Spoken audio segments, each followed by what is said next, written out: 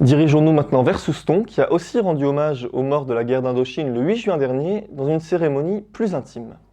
En 1944, alors que la France se débat encore de l'occupation allemande, à des milliers de kilomètres, le peuple indochinois se rebelle contre les colonies françaises. C'est le début de la guerre d'Indochine.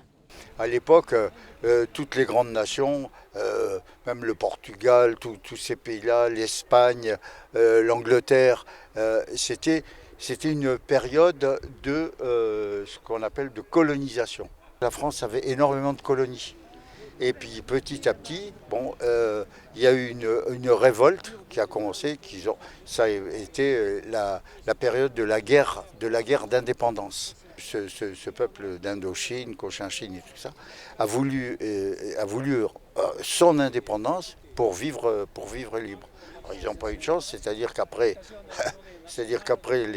les Français qui sont partis, sont les Américains qui sont venus. Après ça a changé, ça ne s'est plus appelé l'Indochine, mais le Vietnam.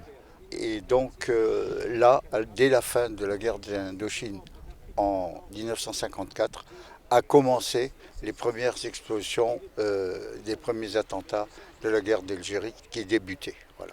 Je débarquais par avion avec la compagnie Aigle Azur à Saïgon. Comme moi je voulais aller au Tonkin, je me suis débrouillée pour monter au Tonkin là-bas. Je suis allée à la direction du service santé et je leur ai expliqué. Et j'ai eu ma mutation pour Hanoï. C'était à la frontière, là-bas, ça bougeait déjà. Hein. J'ai été fatiguée parce que là-bas, il fallait vraiment travailler. Les jours de repos et les récupérations, ça n'existait pas. Je parle de 52, 53, tout ça. Hein. Et on m'a envoyé dans un service d'urgence qui suivait l'armée.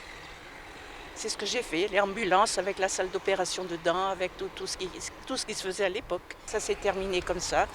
Je suis allée aussi après à Nassan. C'était pas très loin de Dien Bien Phu quand ça s'est passé. Et puis je suis retournée à Saïgon. Et puis avec mon mari, et on est reparti en France. Maintenant, je suis soustonnaise, je suis à la retraite. J'essaie de pas trop y penser. J'ai des flashs de temps en temps, mais je ne fais pas de cauchemars. Je n'ai jamais fait de cauchemars. Je fais des flashs dans la journée, mais la nuit, je dors bien. Et depuis quelques années, les noms des Soustonnais morts en Indochine sont inscrits sur le monument aux morts.